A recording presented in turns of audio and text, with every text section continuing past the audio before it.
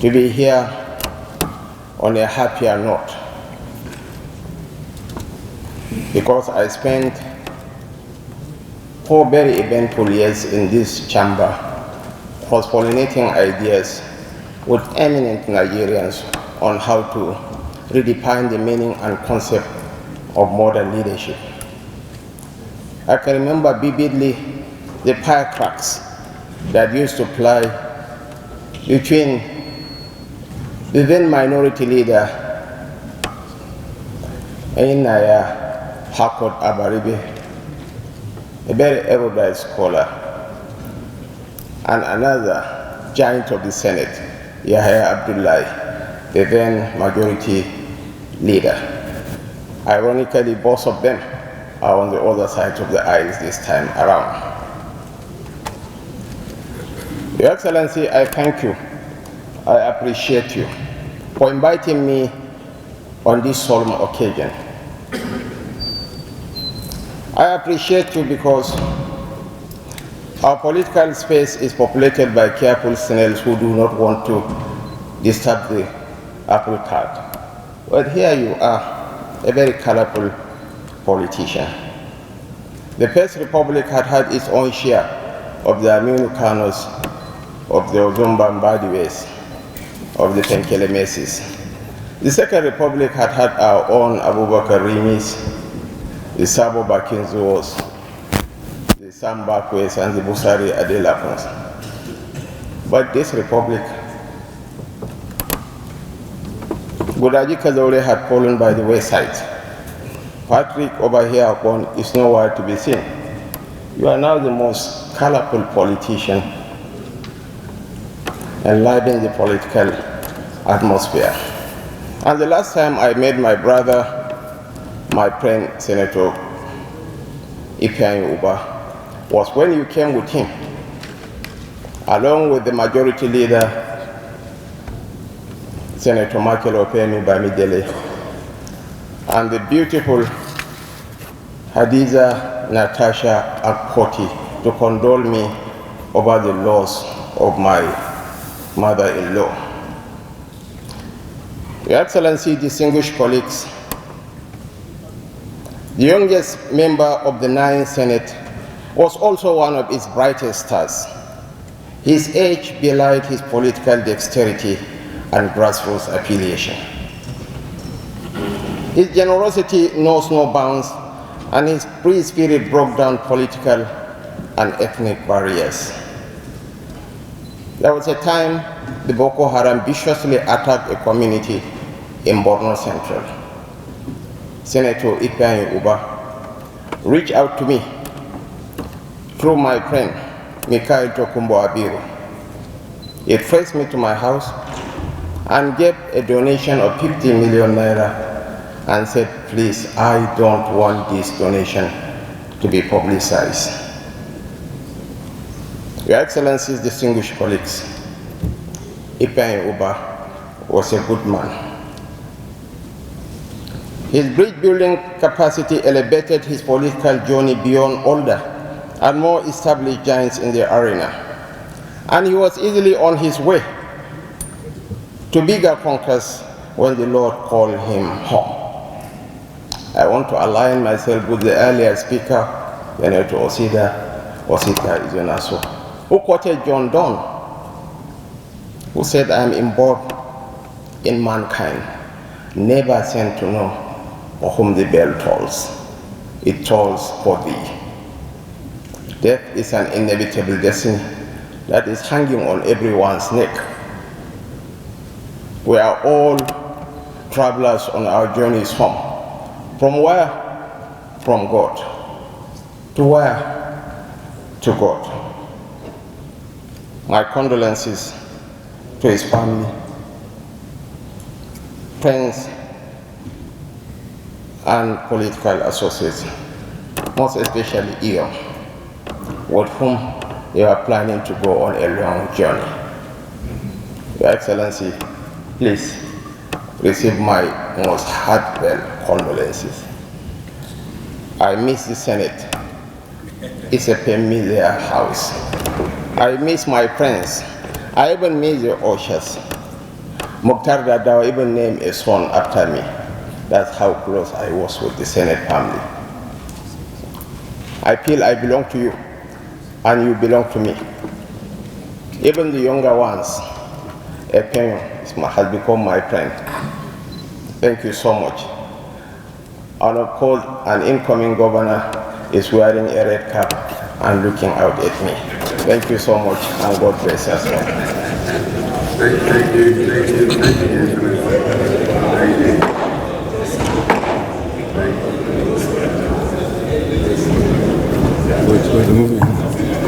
Deputy Senate President, I wish to extort the Vice President so he can pay his last respect to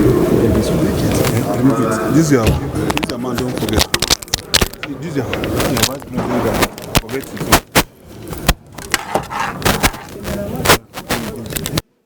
And distinguished colleagues, as you directed, mine will be very brief and different. If my other colleagues have mentioned this, I wouldn't have insisted. Ifeanyi was a great man. I was very close to him when he joined us in the Senate. Very courageous, very young. Death, as all of us know, is going to happen to each and every one of us. The time is what we don't know. I believe that even death, this angel of death, wouldn't have picked on Patrick Ifeanyi. But the angel of death follows orders from Almighty Creator, who created us and fixed the date for our departure. What I want to appeal, I thought about it since yesterday and was thinking that I'll bring it as a kind of motion. But I don't know whether it will be right. So I want to appeal, Mr. President, and my distinguished colleagues. We all know and said that Ifeanyi is no more. He will be committed to earth on the 22nd. His spirit and soul will be gone. But his dreams and aspirations is there on ground because he has the Ifeanyi Foundation. What I want to appeal to you, Mr. President, is let us keep the spirit, aspirations of Ifeanyi alive. How? It has happened before. Chuba Okadibo was a great politician. When he died, years after, his wife, widow, Margaret, was sitting around here with me. Our First Lady was virtually forced, Remi Tinubu, to come to the Senate by people of Lagos after her husband, who is the president. She served 2 terms. And when it is time in Lagos, it used to be only 2 terms. They insisted that she should go for 3rd term. And why? Because she performed credibly. In fact, she told me her dream was to be a pastor, and she is one. After that, we had Senator Ifeanyi, as it from South, Ifeanyi.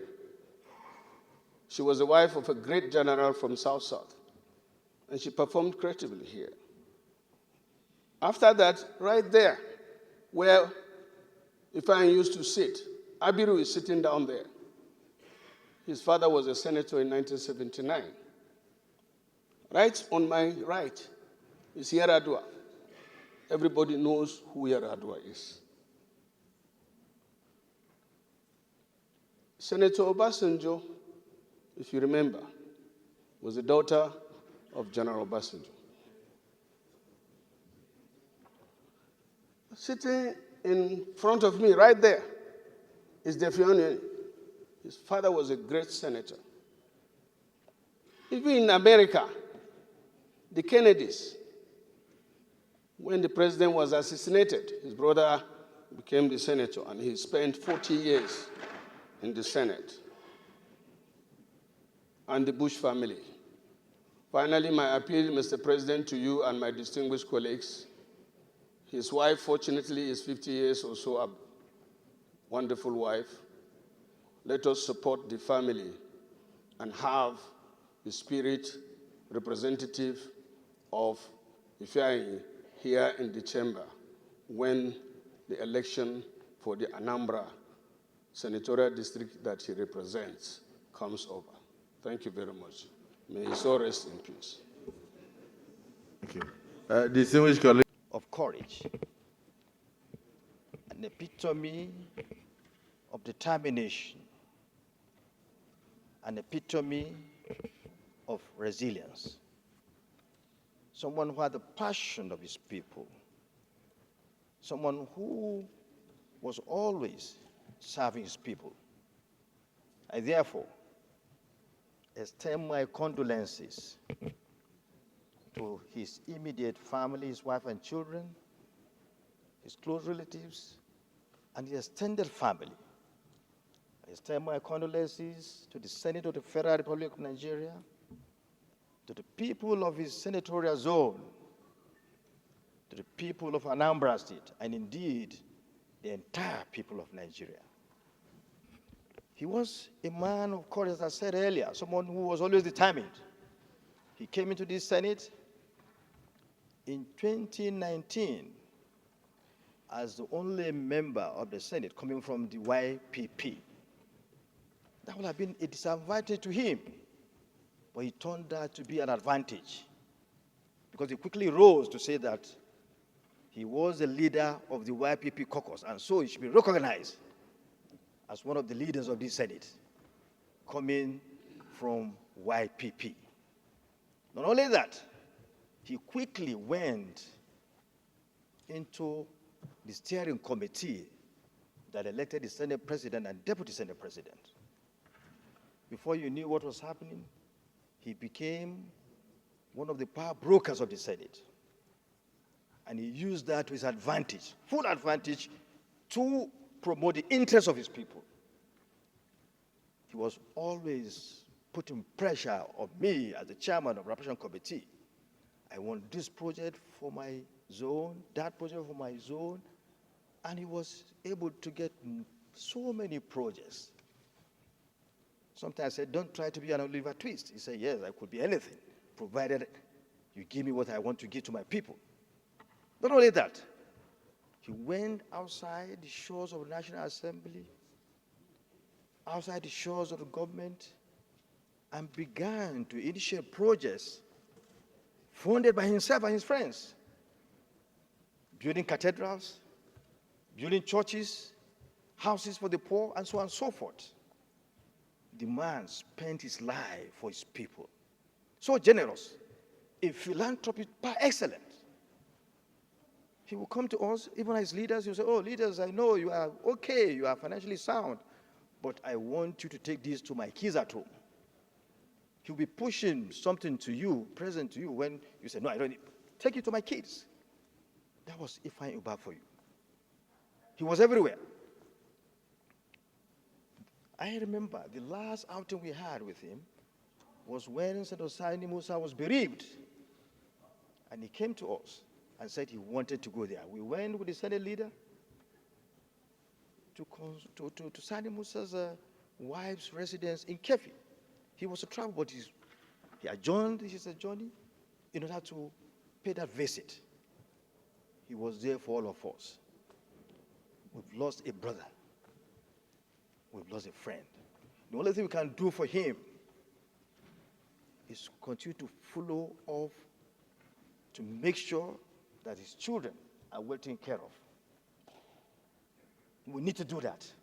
He did that to us. He stood by us. I remember a case when one of us was hospitalized in London. He went there thinking that he had nothing, but they wanted, the doctor said, look, we need to operate on you. he went around to garner money for him and got him treated. That was Ifeanyi Ubah for you. So we need to stand by his family, help these children. They are our children. The father had paid his dues to his people and to us. It is a duty. It's not a favor. It's a duty. We need to do that for them. It was this note because the Senate President, you've laid the foundation, you've spoken very well, the leader has spoken very well, and today is not a day for long speeches. It's for us to mourn. I therefore pray to God Almighty that the soul of our brother, Senator Ifeanyi Ubah, rests in perfect peace.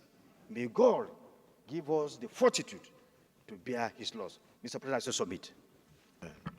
Thank you. On Ifeanyi Patrick Ubah, and I concur and put myself in all the encomiums that have been said about this gentleman. I didn't know Ifeanyi until 2019, immediately after the elections. And we were campaigning for Ahmed Lawan to be Senate President. He met me in Hilton and drew me aside, introduced himself from YPP, and told me that he's going to caucus with the APC. Immediately, I took him to our meeting room. From then, he was part of us until the end of the 9th Senate. Mr. President, from my little knowledge of this near-perfect gentleman, everything that people have said about him is true. We lost a great man. We lost a man who is focused on what he wants and persists in getting what he wants with dignity and with honor. I was not perturbed, really, when he defected from YPP, even though he was the sole light of that party, and went to APC. I'm sure he has a vision that he wanted to create in the APC by that strategic move. Mr. President, I can't say more than what all my other colleagues have said. I align myself with what they have said about this near-perfect gentleman. I just pray to Allah to console his family. And also align with what Senator Tambol has said.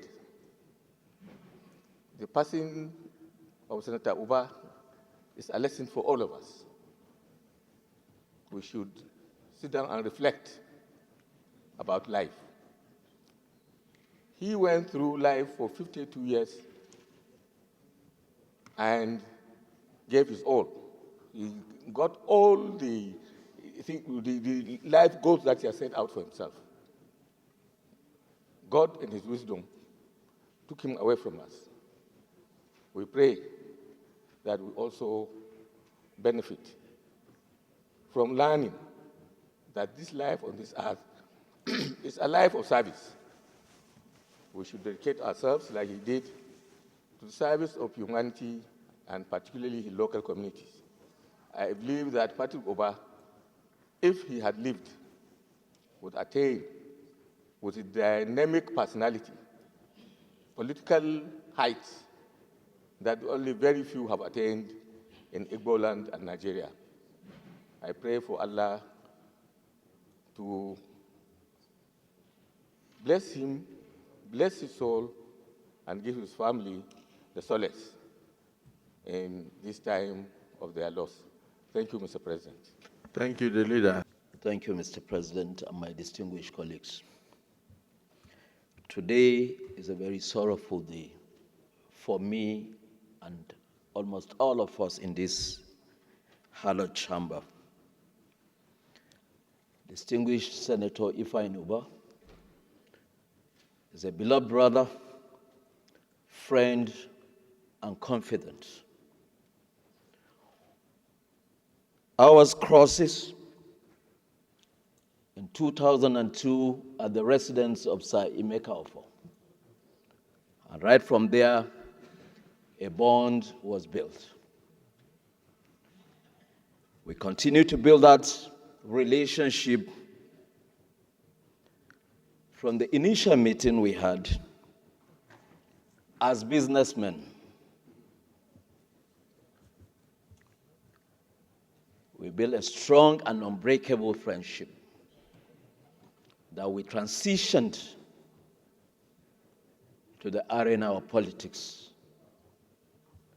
which we obviously believed and see as a service to humanity. But yet,